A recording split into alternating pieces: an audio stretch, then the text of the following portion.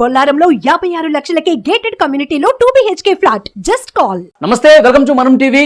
Choreographer Johnny master కస్టడీలో కొన్ని కీలక విషయాలు ఒప్పుకున్నట్టుగా తెలుస్తోంది.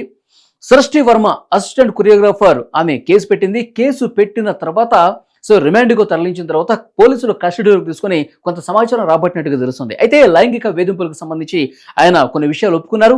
మరికొన్ని ప్రశ్నలకు పోలీసులు వేసినటువంటి కొన్ని కీలకమైనటువంటి ముఖ్యమైన ప్రశ్నలకు దాటవేసినట్టుగా సమాచారం వస్తుంది.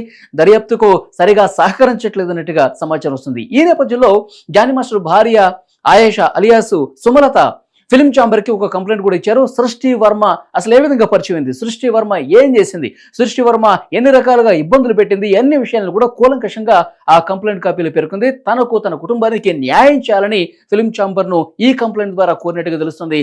ఆ అమ్మాయి మీద ఎవరైతే బాధితురాలు కంప్లైంట్ ఇచ్చిందో సృష్టి వర్మ, ఆమె మీద చర్యలు తీసుకోవాలన్నట్టుగా ఆ కంప్లైంట్ కాపీలో పేర్కొంది. ఇంకా ముఖ్యమైన విషయాలు, తనే గురువుగా భావించి తననే మళ్ళీ ఒకవైపు అన్నయ్య అని పిలుస్తూ మరొక వైపు తనే నా జీవితం, తనే కావాలని చెప్పి ఈ రకంగా డబుల్ గేమ్ ఆడింది సృష్టి వర్మ అని చెప్పి చాలా స్పష్టంగా ఫిల్మ్ ఛాంబర్కి ఇచ్చిన కంప్లైంట్ కాపీలో ఆమె పేర్కొంది. మరికొన్ని విషయాలు కూడా, ఎప్పుడు కూడా మేమిద్దరం కలిసి సృష్టి వర్మను ఇబ్బంది పెట్టలేదు, దాడి చేయలేదు, పేరు మార్చుకో మతం మార్చుకొని ఎప్పుడు అనలేదు. ఒక కుట్రపూరితంగా ఇదంతా చేస్తున్నారు. కుట్రపూరితంగా జానీ మాస్టర్ కెరీర్ను దెబ్బ కట్టాలనే ఉద్దేశంతో ఈ విధంగా జరుగుతుందని చెప్తున్నారు.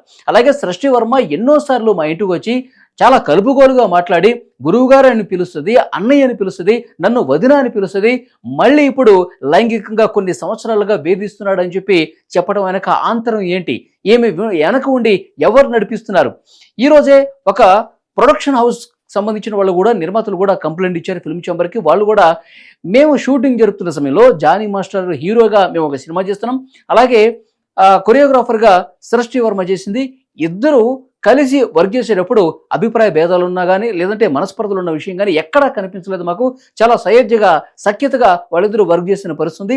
కానీ వాళ్ళిద్దరి వల్ల మా సినిమా మేము నష్టపోయాం కాబట్టి, ఆర్థికంగా కొంత నష్టం జరిగింది కాబట్టి వీళ్ళిద్దరి మీద చర్యలు తీసుకొని వీళ్ళిద్దరి ద్వారా నష్టపోయిన ఆ పరిహారం ఇప్పించాలని చెప్పి వాళ్ళు పేర్కొన్నారు. అది వేరే విషయం. అయితే సృష్టి వర్మకు సంబంధించి వస్తున్నటువంటి ముఖ్యమైన విషయాలు ఏంటంటే, సృష్టి వర్మ చాలా కుట్రపూరితంగా వ్యవహరించింది.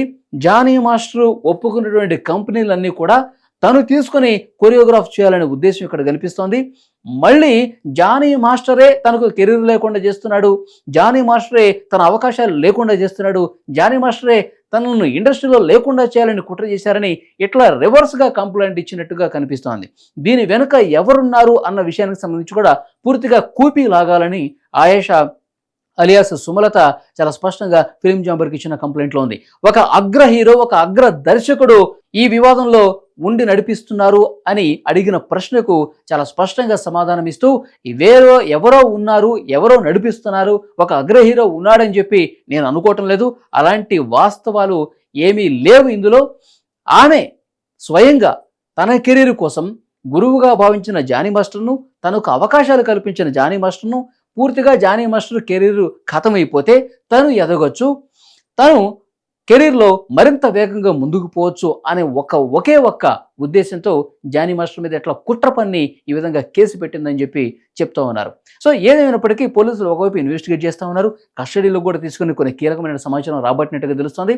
14 రోజులు రిమాండ్ ఉన్న నేపథ్యంలో మరిన్ని రోజులు రిమాండ్ పొడిగించే అవకాశం ఎక్కువ కనిపిస్తుంది. ఎందుకంటే తను మైనర్గా ఉన్నప్పటి నుంచి లైంగిక వేధింపులకు జానీ మాస్టర్ పాల్పడుతున్నాడు కాబట్టి పోక్సో యాక్ట్ కూడా ఆయన మీద నమోదైంది కాబట్టి ఇప్పట్లో బెయిల్ వచ్చే అవకాశం లేదని కొంత సమాచారం కూడా వస్తున్న నేపథ్యంలో జానీ మాస్టర్ వైఫ్ మరింత లోతుగా మరిన్ని కోణాల్లో దర్యాప్తు జరగాల్సిన అవసరం కనిపిస్తోందని చెప్పి ఆమె వాదనగా ఉంది. మరోవైపు ఫిల్మ్ ఛాంబర్ కూడా ఈ లేఖ మీద, ఈ కంప్లైంట్ మీద ఎలా రియాక్ట్ అవుతుందన్నది కూడా చూడాలి.